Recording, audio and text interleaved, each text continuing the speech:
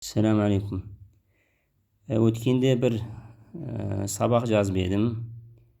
Міне мынандай YouTube-та көргендер бар, енді көрмегендер үшін. Макка қаласындағы қасиетті жердің шекарасы деген.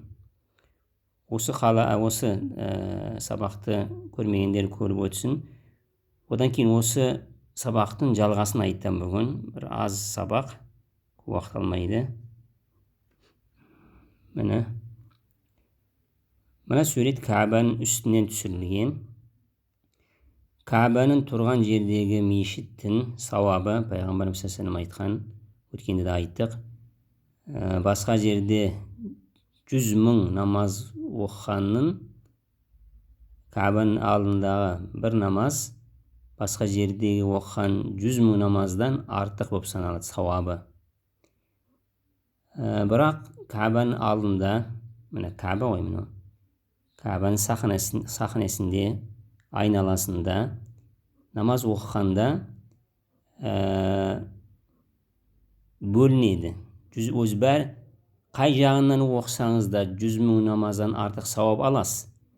Бірақ та кейбір жақтарынан артықшылығы бар, абзалдығы бар. Яғни мысал, мына жақ, мына оң жағымыз Каабаның есік жағы. Есік жағы дегенде міне. Тамын сөйлесейік. Міне жағы. Есік жақ. Мына есік жақ. Артқа қайтайық. Міне үст жағын келдік. Мына жағы есік жақ. Лекен мына жерде қара тас бар, бұрыш. Мына жерде табыр бұрыш бар, Ямани бұрышы деген. Мына қабырғаның жағы бар. Мына қабырға есікке қарайды. Мына жерде есік бар мына қабырғада. Мына қабырғаның оң бұрышы қара тас, сол бұрышы Ямани бұрышы деп айтылады. Әр-рукн Ямани. Одан кейін мына үст жағы хижр. Мынау хижр. Мына қабырға артында хижр бар. Мына жартылай қабырға, мынандай жарты дөңгелек болып тұрған, бұл хижр деп айтылады. Мынау хижр жағы. Одан кейін төртінші жақ мына жақ. Мына есіктің арғы беті қабырға. Төрт қабырғаның әрбірі бір-бірінен артық. Яғни, бұл төрт қабырғаның мына есікке қарайтын қабырғаның бер жағына оқысаңыз намазды, апызалырақ. Ең апызалы Каабаның алдында намаз оқу, мына есік жаққа қарап оқысаңыз. Мүмкін болса. Мүмкін болмаса, одан кейін екінші дәреже, төменірек дәрежесі мына жерден оқу. Осы жақтан оқысаңыз.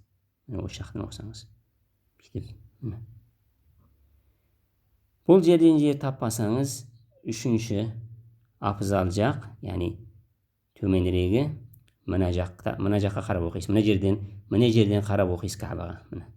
Мына хижр жақтан қарап оқысаңыз, мына жерден бүйтіп, осы жақтан оқысаңыз абзалырақ. Үшінші. Ең соң абзалы, ең соң мына жақтан. Осы жақтан қарап оқу. Яғни есікте тұрған қабырғаның арғы беті. Қай жағынан оқысаңыз да, басқа жерде 100.000 намаз оқығаннан артық. Бірақ Каабаның айналасында намазды оқуда кейбір жақтан апызал болып саналады. Үлемелер осылай айтады. Иншалла түсіндіре алдым. Басқа суретті көретініз болсақ, мынау айтқандай, мынау есік жақ мерден оқысаңыз, ең апызал өшерден оқығаны. Одан кейін тағы бір суретке түсейік. Мына ең апызал мына жақтан, мына есік жақтан. Болмаса орын mына жақтан оқыңыз мына. Есіктің сол жағына қабырға. Болмаса орын ар жақтан. Ана хижрді көрсетемін тағы. Мынау шығуда қимыл батыр. Мынау хижр деген мынау. Осы жақтан оқисыз. Үшінші. Бұл жерден де болмаса ең соң мына жақ. Көрдіңіз бе? Бер жағынан оқисыз. Осы Алла Тағала қабыл етсін.